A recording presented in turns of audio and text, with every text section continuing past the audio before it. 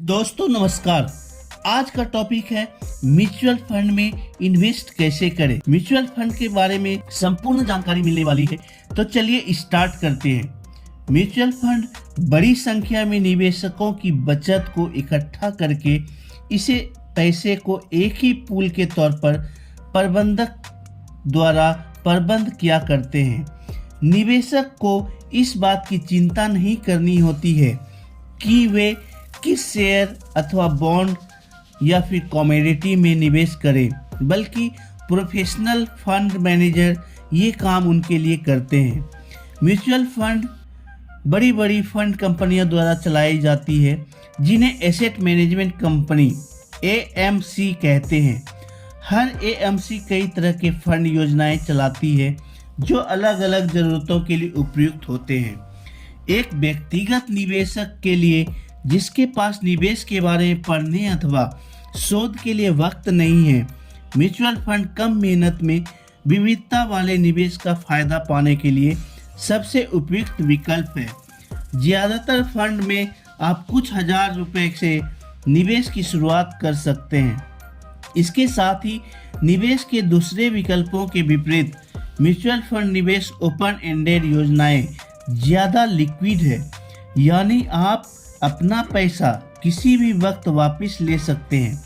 Mutual fund निवेश में करने का फ़ायदा यह है कि ये आप जैसे व्यक्तिगत निवेश को कई तरह के कंपनी और प्रश्न प्रपत्रों, इंस्ट्रूमेंट जैसे शेयर, बॉन्ड्स में निवेश का मौका देता है।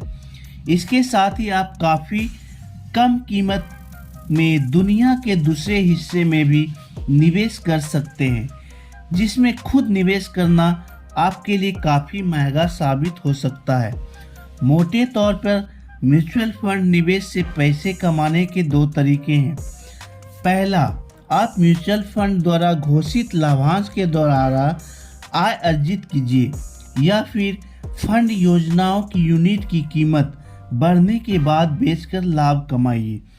तो म्यूचुअल फंड में निवेश क्यों लौटा देती है? क्लोज्ड फंड को निर्धारित वक्त के लिए लॉन्च किया जाता है और आप इस शुरुआती ऑफर के लिए इसमें निवेश कर सकते हैं। क्लोज्ड फंड के लिए MNC इस फंड को स्टॉक एक्सचेंज पर लिस्ट कराती है, जिससे आप अपने स्टॉक ब्रोकर के जरिए किसी शेयर की ही तरह आप यूनिट बेच सकते हैं। लेकिन ये विकल्प उत्तम नहीं है, क्योंकि फंड की स्टॉक एक्सचेंज पर कीमत NAV से काफ़ी कम होती है। व्यवहार में आपको क्लोज एंडेड फंड में आपका पैसा पूरे वक्त के लिए निवेशित रखना चाहिए। फंड की एक श्रेणी भी है, कोई भी भार नहीं डालता है। उदाहरण के लिए, जब भी आप किसी निवेश में खरीद या बिक्री करते हैं तो आपका मुनाफे पर टैक्स चुकाना होता है, लेकिन जब आपकी ओर से म्यूचुअल फंड खरीद बिक्री करते हैं तो ऐसा नहीं होता है। बेहतरीन मुनाफे के लिए फंड मैनेजर ज़रूरत के मुताबिक ही शेयर की खरीद बिक्री करते हैं, लेकिन आपको उसी वक्त टैक्स चुकाना होता है जब आप फंड्स में अपना निवेश निकाल रहे होते हैं। उदाहरण के तौर पे इक्विटी फंड के मामले में 1 साल के बाद निवेश की निकासी पर कोई कर नहीं देना होता है, क्योंकि लंबी अवधि में कैपिटल गेन टैक्स नहीं लगता है। इसी तरीके से इक्विटी फंड्स द्वारा दिया गया लाभांश निवेशक के हाथ में बिल्कुल टैक्स फ्री होता है। हालांकि डेट फंड्स द्वारा जारी किया गया लाभांश भी निवेशक के हाथ में टैक्स फ्री होता है, लेकिन फंड्स अथवा योजना को अपनी तरह से डिविडेंड डिस्ट्रीब्यूशन टैक्स देना पड़ता है। पारदर्शिता और बेहतरीन विनियमित उद्योग। म्यूचुअल फंड कंपनी को कानूनी तौर पे अपने कामकाज के चलते निवेशक के बारे में वृहद आंकड़े जारी करने होते हैं। तकरीबन सभी फंड्स योजनाएं NAV जारी करती है और हर महीने अपना पूरा पोर्टफोलियो भी जारी करती है। सेबी फंड उद्योग का काफ़ी कड़ाई से रेगुलेशन करता है और निवेशकों को बेहतर सुरक्षा देने के नियमों में लगातार सुधार करता रहता है। जैसे कि आप उम्मीद कर सकते हैं, जो फंड इक्विटी यानी शेयर में निवेश करते हैं वहाँ संभावित रिटर्न्स और जोखिम सबसे ज़्यादा होता है। दूसरे छोर पर वो फंड्स होते हैं जो लघु अवधि के बॉन्ड्स और डिपॉजिट में निवेश करते हैं, जो बैंक जमा पर मिलने वाले रिटर्न्स के आसपास ही रिटर्न्स देती है और निवेश को सुरक्षा प्रदान करते हैं। इसके अलावा फंड्स की गुणवत्ता को लेकर भी विविधता काफ़ी ज़्यादा है। इसका मतलब ये है कि सभी फंड नियमों के मुताबिक एमएमसी का वास्तविक नियंत्रण बोर्ड ऑफ ट्रस्टी के हाथों में होता है, जो प्रबंध निकाय के तौर पर काम करता है। यही वजह है कि ज़्यादातर ट्रस्टी स्वतंत्र होते हैं, जबकि प्रायोजक अपना नॉमिनी तय कर सकता है। इसके साथ ही मैनेजमेंट फीस की अधिकतम सीमा भी तय होती है और दूसरे खर्चे का भी सीमा भी सेबी द्वारा तय की जाती है। सेबी के नियम म्यूचुअल फंड्स के कामकाज की रूपरेखा तय करते हैं और प्रबंधन शुल्क और दूसरे तमाम खर्चे की सीमा भी तय करते हैं। सेबी एमएसपी के कामकाज और नीतियों के कई दूसरे पक्ष का भी रेगुलेशन करती है। निवेश का लक्ष्य एसेट मैनेजमेंट कंपनी एमएमसी कई तरह की फंड योजनाएं प्रदान करती है। इन योजनाओं को एक दूसरे से अलग देखने का एक तरीका है ये है कि आप इनके निवेश के लक्ष्यों पर निगाह डालें। सरल भाषा में कहें तो निवेश का लक्ष्य फंड योजना के उस वित्तीय लक्ष्य की ओर इशारा करता है जिसे वो हासिल करना चाहता है।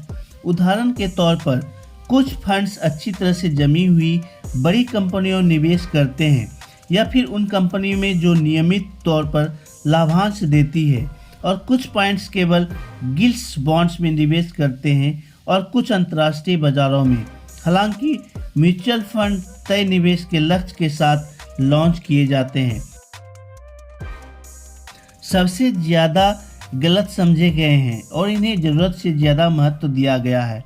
एक म्यूचुअल फंड इसके निवेशकों द्वारा सामूहिक रूप से किए गए निवेशित धन से बनाता है। इसे एक उदाहरण से समझते हैं। एक फंड लॉन्च किया जाता है, इसमें 1000 निवेशक ने 10,000 रुपये लगाए, तो कुल मिलकर फंड के पास प्रबंधन के लिए 1 करोड़ रुपए है। केवल सुविधा के लिहाज से एक फंड को कुछ वैल्यू के आधार पर यूनिटों में बांटा जाता है और शुरुआत में ये एक पूर्णांक होता है। आमतौर पर ये अंक होता है 10 रुपये। तो ऊपर के फंड में सभी निवेशकों के पास 1000 यूनिटें हैं और फंड ने कुल मिलाकर 10 लाख यूनिटें जारी की।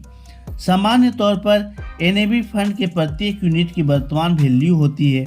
इस उदाहरण में फंड मैनेजर ने 1 करोड़ रुपए की पीर संपत्ति अलग अलग इंस्ट्रूमेंट जैसे कि स्टॉक्स अथवा बॉन्ड्स में निवेश किया। शुरुआत में एनएवी था 10 रुपये, यानी कि एक यूनिट की कीमत 10 रुपये मान लेते हैं कि 1 साल के बाद इसी निवेश ने अच्छा प्रदर्शन किया और 1 करोड़ रुपये बढ़कर 1.1 करोड़ रुपये हो गया। अब प्रत्येक यूनिट का एनएवी हो गया 11 रुपीज़। 1.1 करोड़ को 10 लाख यूनिटों से भाग देने पर हर निवेशक के पास अब 1000 यूनिट है और निवेश की कुल कीमत बढ़कर 11,000 रुपये हो गई। यहाँ पर सिर्फ ये समझना आवश्यक है कि कुल परिसंपत्ति में 10% का इजाफा हुआ है, इसलिए निवेशक को 10% का मुनाफा हुआ। अगर फंड की शुरुआती कीमत 100 रुपये होती तो अब एनएवी 110 रुपये हो गया होता, और अगर फेस वैल्यू 1 रुपये होती तो एनएवी 1.10 रुपये होता। तो इस आधार पर एनएवी में कितना फीसदी इजाफा हुआ ये अहम है और वास्तविक संख्या के कोई खास मायने नहीं रखता है। जब भी निवेशक को अपना पैसा लगाना होता है अथवा इन्हें भुनाना होता है तो वे नई यूनिटें खरीदते हैं या फिर उस वक्त की एनएवी पर यूनिटों को बेचता है। कुछ परिस्थितियों में यूनिटों को भुनाने के वक्त खर्च थोड़ा ज़्यादा हो सकता है। कुछ फंड किसी भी वक्त निवेश करने और निवेश की निकासी की छूट देती है, जबकि कुछ फंड्स केवल उस वक्त प्रवेश की अनुमति देती है जब फंड लॉन्च किया जाता है और पहले से तय किए गए अवधि के बाद जब फंड समाप्त हो जाता है तभी निवेशक अपना पैसा बाहर निकाल सकते हैं। चार्जेस और फीस खर्चे और दूसरी लागतें। म्यूचुअल फंड कंपनियां जो सेवाएं प्रदान करती है उसके लिए वो निवेशक से शुल्क और लागत वसूलती है। फंड्स का वर्गीकरण। भारत में सैकड़ों तरह के म्यूचुअल फंड हैं। अगर आप व्यक्तिगत तौर पर हर एक फंड निवेशक के लक्ष्यों के बारे में पढ़ना चाहते हैं तो जो निवेशक के लिए उपयुक्त है तो ये करीब करीब असंभव कार्य है। अगर आप इन फंड्स के उनके निवेशक के गुण के आधार पर कुछ श्रेणियों में बांट दें तो ये काम आसान हो सकता है। फंड्स का वर्गीकरण करने की बहुत ज़रूरत है, इसलिए आप जिस फंड में निवेश करने जा रहे हैं उससे रिटर्न्स की उम्मीद और अपनी जोखिम लेने की क्षमता का मिलान कर पाएं। वैल्यू रिसर्च द्वारा म्यूचुअल फंड की वर्गीकरण का मकसद ही जोखिम और रिटर्न्स की पूरी दुनिया को एक समान रिटर्न्स और जोखिम की उम्मीदों की विभिन्न श्रेणियों में बांटना ही है। ये उस समय को काफ़ी आसान बना देता है जिसे आप ऐसे फंड की पहचान करना चाहते हैं जो कम जोखिम के साथ ज़्यादा रिटर्न्स दे पाते हैं। फंड्स की पूरी दुनिया को 26 श्रेणियों में बांटा जा सकता है। 12 शुद्ध इक्विटी फंड में, 6 हाइब्रिड फंड्स में और 7 शुद्ध रूप से डेट फंड्स में। अंत में एक श्रेणी गोल्ड फंड की है। इस तरीके से आप जोखिम और रिटर्न्स को संपूर्ण संतुलन की स्थिति तक पहुंचा सकते हैं और एक ही तरह के फंड की तुलना आसानी से की जा सकती है। पूर्ण रूप से वर्गीकरण बीते 3 सालों में फंड प्रबंधकों द्वारा चलाया जा रहा वास्तविक पोर्टफोलियो की स्थिति के आधार पर तय किया जाता है। डेट फंड इनकम फंड 5 साल के बीच है। FMMC फंड जिनकी अवधि फंड कंपनी द्वारा तय की होती है। Equity fund large cap fund जो बीते 3 सालों में अपनी परिसंपत्ति का 80% लार्ज कैप कंपनी में निवेश करते हैं। अंतर्राष्ट्रीय ऐसे फंड हैं जिनके 65% परिसंपत्ति का निवेश विदेश में होते हैं। Large and mid cap fund जिन्होंने बीते 3 सालों में 60 से 80% निवेश लार्ज कैप कंपनियों में किया है। Sector fund banking sector fund निवेशक के लक्ष्यों के मुताबिक। FMCG फंड निवेशक के लक्ष्यों के मुताबिक। इंफ्रास्ट्रक्चर सेक्टर फंड निवेशक के लक्ष्य के मुताबिक। Mid cap small cap fund जिन्होंने बीते 3 साल में कम से कम 60% परिसंपत्ति को small and mid cap share में दिया है। मल्टी कैप फंड जिन्होंने बीते 3 सालों में 40 से 60% परिसंपत्तियों को लार्ज कैप में निवेशित रखा है। फार्मा सेक्टर निवेश के लक्ष्यों के मुताबिक। टेक्नोलॉजी IT सेक्टर फंड निवेश के लक्ष्यों के मुताबिक। टैक्स प्लानिंग ऐसे फंड में आयकर अधिनियम की धारा 80C के तहत कर की छूट मिलती है। मिले जुले फंड अन्य फंड्स जिनको मौजूदा किसी भी श्रेणी में नहीं रखा जा सकता है, उनकी अलग से श्रेणी बनाने लायक संख्या नहीं है। हाइब्रिड फंड इक्विटी आधारित हाइब्रिड फंड जिनका 1 साल में औसतन 60% निवेश इक्विटी में हुआ है। आर्बिट्रेज ऐसे फंड जो इक्विटी और डेरिवेटिव के बीच अंतर का इस्तेमाल रिटर्न्स प्राप्त करने के लिए करते हैं और जब ऐसा अवसर नहीं होता है तो डेट में निवेश करते हैं। एसेट एलोकेशन ऐसे फंड जो बाजार की स्थिति में मद्देनजर पूरा निवेश इक्विटी अथवा डेट में कर सकते हैं। रूढ़िवादी डेट आधारित ऐसे हाइब्रिड फंड जिनका पिछले 1 साल में औसत निवेश 25% से कम इक्विटी में है। मिले जुले अन्य फंड्स जिनका मौजूदा किसी भी श्रेणी में नहीं रखा जा सकता और उनकी अलग से श्रेणी बनाने की संख्या नहीं है। कुल एक्सपेंसेस रेशियो TER आमतौर पर MSP प्रोफेशनल तौर पर फंड प्रबंधक के लिए निवेशकों से कुछ खर्च वसूलती है जिनमें सामान्य कामकाज के खर्चे निवेशक द्वारा लिया जाता है। अब बात करते हैं निवेश के प्रबंध पर हुए खर्चे। सलाह के लिए फीस, बिक्री या एजेंट की कमीशन, सेवा शुल्क कानूनी और ऑडिट फीस, रजिस्ट्रार और ट्रांसफर एजेंट का खर्च, फंड के संचालन का खर्च, मार्केटिंग और बेचने की लागत शामिल है। ये सभी खर्चे जो निवेशक से वसूले जाते हैं उन्हें कुछ एक्सपेंसेस रेशियो के नाम से जाना जाता है। ये एक सालाना खर्चा होता है जो प्रबंधक की राशि AUM की कुछ फीसदी होती है। सेबी के दिशा निर्देशों के मुताबिक जैसे जैसे एसेट अंडर मैनेजमेंट बढ़ता है, कुल एक्सपेंसेस रेशियो घटना शुरू होनी चाहिए। किसी भी म्यूचुअल फंड का NAV कुल एक्सपेंसेस रेशियो को मिलाते हुए सभी देनदारियों के बाद तय की जाती है। इसका मतलब ये हुआ, अगर कुल एक्सपेंसेस रेशियो कम हुआ तो NAV ज़्यादा होता है और ज़्यादा होने पे NAV कम ही रखा जाता है। हाल ही में सेबी ने सर्विस टैक्स के मुताबिक भी निवेशकों पर लगने वाले खर्च भी शामिल किया है, जो पहले MSP द्वारा अदा किया जाता था। तो इस तरह के कुल एक्सपेंसेस रेशियो किसी भी अकाउंटिंग अवधि में कुल शुद्ध परिसंपत्ति के कुल खर्चे से भाग देने पर मिलता है। TR के तहत होने वाले खर्चे 1 अक्टूबर 2012 को सेबी ने TR का लचीला बना दिया। सरल भाषा में कहें तो परिवर्तनीय बना दिया। जैसे कि अगर आप 100 रुपये के नोट को दूसरे 100 रुपये से उनकी वैधता तक आसानी से आपस में बदला जा सकता है। पहले 100 करोड़, इक्विटी 2.50 करोड़, डेट में 2.25 करोड़। अगले 300 करोड़ 2.25 करोड़ इक्विटी में, डेट में 2 करोड़ रुपया। अगले 300 करोड़ 2 करोड़ रुपया इक्विटी में, 1.75 करोड़ डेट फंड में। बाकी बचे हुए एसेट पर 1.75% इक्विटी में, 1.5 करोड़ रुपया डेट फंड में।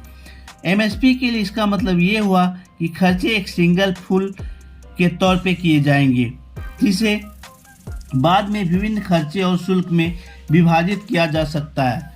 अक्टूबर 2012 तक मैनेजमेंट फीस की वास्तविक खर्चे में आंतरिक बंटवारा होता था, जो अब एक ही head TR total expenses ratio के तहत शामिल होगा। ऊपर दिए गए सभी खर्चे के अलावा 1 अक्टूबर 2012 से सेबी ने योजनाओं में इन अतिरिक्त खर्चों को मंजूरी दे दी है। अलग अलग श्रेणियों में अतिरिक्त खर्चों जो दैनिक NAV व 0.2% से अधिक नहीं होगा। 15 बड़े शहरों के अलावा दूसरे शहरों में निवेश को बढ़ावा देने के लिए योजनाओं में दैनिक NAV के अधिकतम 0.30% खर्च को मंजूरी मिलती है, बशर्ते सेबी द्वारा तय नियमों के मुताबिक इन शहरों में आने वाले नए निवेशकों की हिस्सेदारी बढ़ती चली गई। योजनाओं की कुल निवेश की 30%, योजना के औसत शुद्ध MU बीते हुए 1 साल का 15% होता है। अगर निवेशक को 1 साल के भीतर इसे वापस नहीं निकाल लिया जाता है तो इन शहरों में आने वाले निवेशक के लिए जो अतिरिक्त खर्च किया गया उसे वापस उस योजना में निवेशित किया जाएगा। लेन देन का खर्च अगर निवेशक किसी डिस्ट्रीब्यूटर अथवा एजेंट के जरिए किया गया तो इस स्थिति में अगस्त 2011 में सेबी ने MSC को एक बार के खर्चे के रूप में एक छोटी सी राशि की वसूली की अनुमति दी। नियम ये है कि पहली बार निवेश कर रहे 10,000 रुपये पर 150 और पहले से निवेश कर रहे निवेशक के लिए शुल्क 100 रुपये होगा। 10,000 रुपये से कम के निवेश पर कोई शुल्क नहीं लिया जा सकता। SIP के मामले में अगर 10,000 रुपये से ज़्यादा का निवेश होना तय है तो 4 समान किस्तों में 100 रुपये की ट्रांजैक्शन फीस लगेगी, जो SIP को दूसरी किस्त से 5वीं किस्त तक वसूल की जाती है। एग्जिट लोड, ये शुल्क उस वक्त लगाया जाता है जब निवेशक एग्जिट लोड के निर्धारित समय अवधि के भीतर अपने यूनिटों की बिक्री कर देते हैं। म्यूचुअल फंड एक पर्याप्त अवधि से पहले योजना में निवेश की निकासी को रोकने के लिए एग्जिट लोड का इस्तेमाल करती है। अलग अलग तरह की श्रेणियों में पहले से तय निवेशक की समय अवधि के आधार पर एग्जिट लोड लगाया जाता है। ये शुल्क फंड योजनाओं के अलग अलग होते हैं और इसमें एक तय नियम का पालन किया जाता है, जिसे निवेशक की अवधि जितना ज़्यादा होता है एग्जिट लोड उतना कम होता है। कई मामले में निवेशक की अवधि लंबी होने की स्थिति में इक्विटी लोड कुछ भी होता है। अगर निवेशक पर एग्जिट लोड लगता है तो इसे सर्विस टैक्स काटने के बाद वापस योजनाओं में निवेश कर दिया जाता है। दूसरी लागतें, एक्सचेंज ट्रेड फंड ETF में निवेश करने की स्थिति में निवेशक को कुछ अप्रत्यक्ष लागत वहन करनी पड़ती है, जिसे उसे डीमैट अकाउंट खोलने, उसके रख रखाव का खर्चा और ब्रोकरेज देना होता है। इसके साथ ही म्यूचुअल फंड शेयर के खरीद फरोख्त करते वक्त सिक्योरिटी ट्रांजैक्शन टैक्स देना होता है, जिसका अप्रत्यक्ष बोझ निवेशकों को वहन करना होता है। यूनिट धारकों को यूनिट के भुनाने और इक्विटी आधारित फंड में यूनिटों के फेरबदल की स्थिति में 0.001% की दर से सिक्योरिटी ट्रांजैक्शन टैक्स SST देना होता है। अकाउंटेंट स्टेटमेंट क्या होता है?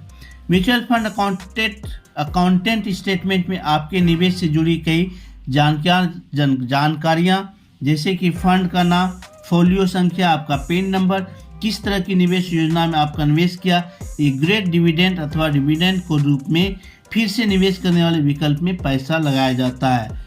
तो आज का वीडियो बहुत ही अच्छा था। वीडियो को लाइक करें, सब्सक्राइब करें।